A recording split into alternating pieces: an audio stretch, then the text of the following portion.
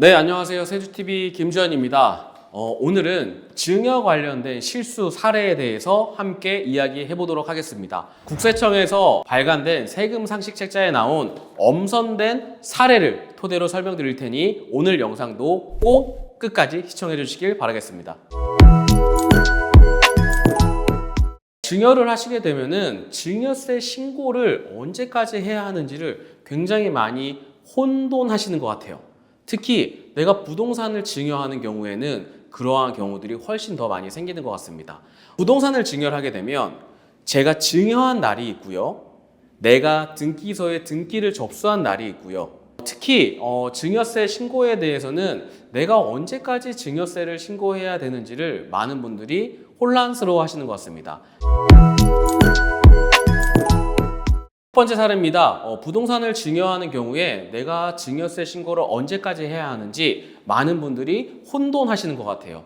일반적으로 저희가 부동산 증여 신고는 부동산 증여 등기 접수일이 속하는 달의 말일부터 3개월 이내에 해야 합니다. 제가 이 말씀을 드린 이유는 뭐냐면 실제 우리가 부동산을 증여하려고 한 날 기준이 아니라는 거예요.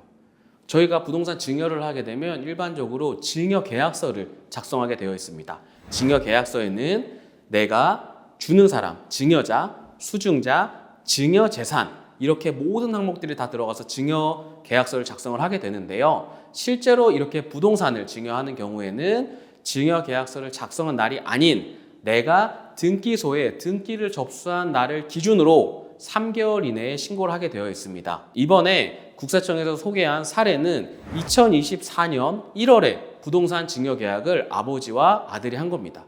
근데 실제 내가 등기 접수한 날은 2024년 5월이었어요. 근데 내가 1월 달에 증여 계약서를 썼다 보니까 4월에 신고를 한 거예요. 국세청에서는 5월 달을 기준으로 3개월 이내에 신고를 해야 되기 때문에 해당하는 신고에 대해서는 인정 안 해줬습니다. 그러면 많은 분들이 이렇게 생각하실 거예요. 아니, 내가 증여세 신고를 안 한 것도 아니고 미리 한 건데 왜 이렇게 빡빡하게 국세청에서는 보는 거야? 바로 증여를 하는 재산의 가액을 확정하는데 이 일자가 굉장히 중요합니다. 일반적으로 저희가 부동산을 증여하는 경우에는 실제 이 부동산의 시가를 산정하기 위해서 아파트의 경우에는 매매 사례가액을 가져와서 쓰기도 하고요. 이러한 건물들 같은 경우에도 각자 가지고 있는 시가를 평가하는 기준이 정해져 있습니다. 특히 이렇게 시기를 달리해서 가액이 변하는 건 뭐냐? 내가 부동산이 쌀 때 내 재산을 자녀한테 증여하고 싶어서 빨리 증여한 거예요. 근데 내가 등기는 아직 안 했어. 근데 갑자기 이 부동산 가격이 막 오른 거예요. 그래서 나는 실제 1월 달에 증여할 때는 난 한 5억으로 생각하고 증여를 했는데 이게 내가 접수한 날 기준으로 5월 달을 기준으로 봤더니 갑자기 이 재산이 6억 7억이 된 거예요. 그러면 실제 내가 내야 되는 세금은 확 늘어날 수 있거든요. 그렇기 때문에 부동산을 증여를 하신다라고 하면 증여 계약서가 중요한 게 아니라 내가 실제 등기 접수한 날 굉장히 중요하기 때문에 해당하는 일자를 꼭 챙기시길 바라겠습니다. 이렇게 부동산 관련된 증여에 대해서는 등기 접수일이 굉장히 중요하다고 말씀드렸습니다. 실제로 이렇게 아파트, 공동주택을 증여하는 경우에 많이 실수하시는 사례입니다. 실제 내가 증여하는 날짜를 기준으로 우리 아파트가 거래되는 가액을 보고 나서 우리 아파트가 이 정도 가격에 거래가 되는구나 라고 신고하는 분들이 굉장히 많아요. 왜냐하면 실제 내가 이러한 부동산을 증여할 때 감정가액이 따로 존재하지 않다면 시가를 저희가 산정을 해서 이 증여재산 가액에 써야 합니다. 이러한 시가를 산정하는 방식이 아파트 같은 공동주택의 경우에는 나와 가장 비슷한 옆동, 같은 동 이러한 아파트들의 거래가액의 나의 증여세에 영향을 미칩니다. 굉장히 생소하실 수 있어요. 뭐냐면 마침 싸게 거래된 건이 있어서 거래를 했는데 갑자기 내가 증여를 하고 나서 우리 아파트가 높은 가격으로 거래가 되는 거예요. 이러한 경우들이 실제로 많이 있거든요.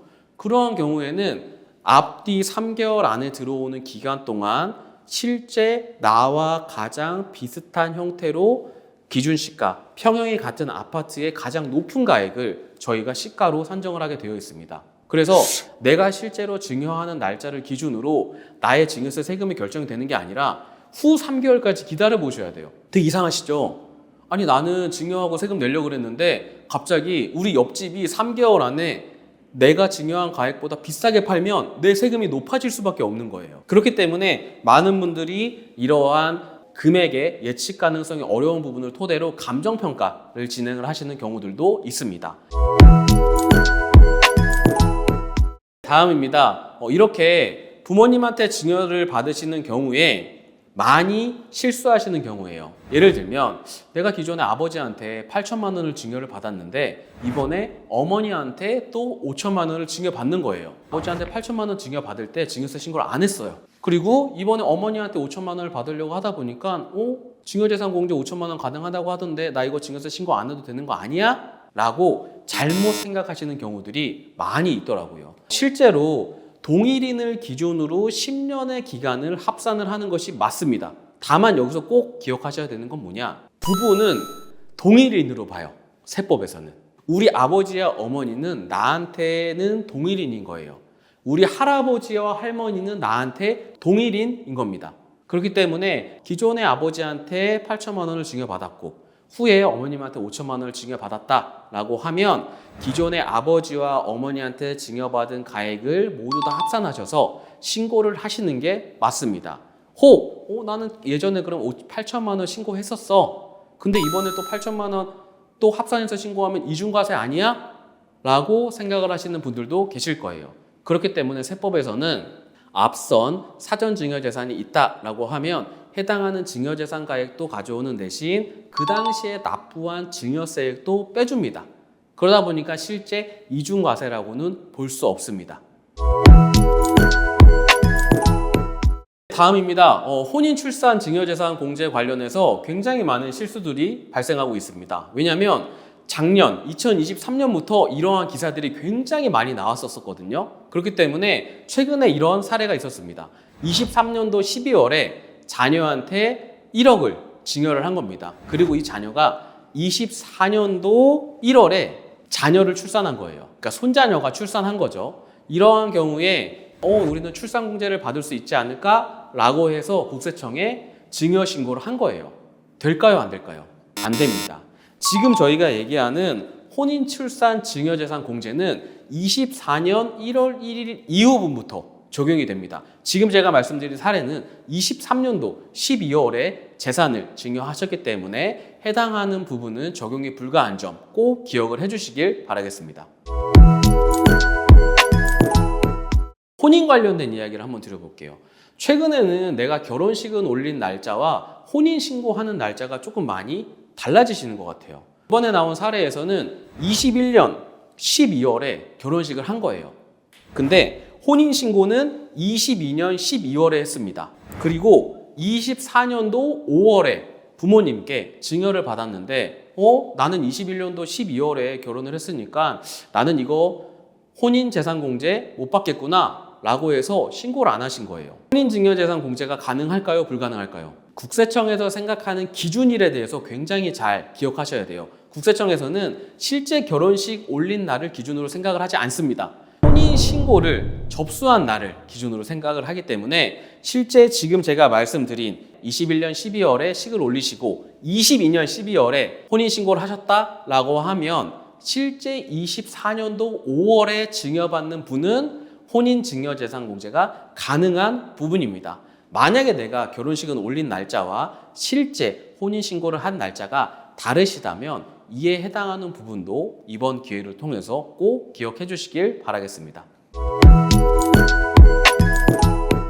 오늘 영상에서는 국세청에서 발간된 세금 상시 책자에서 나오는 증여세 관련 실수 사례에 대해서 알아봤습니다. 굉장히 많이 실수하는 경우들이 생깁니다. 이러한 실수들을 꼭 기억을 하셔서 향후 우리의 상황에서는 정확하게 검토하셔서 절세하시길 바라겠습니다. 오늘 영상 도움되셨다면 구독과 좋아요 부탁드립니다. 감사합니다.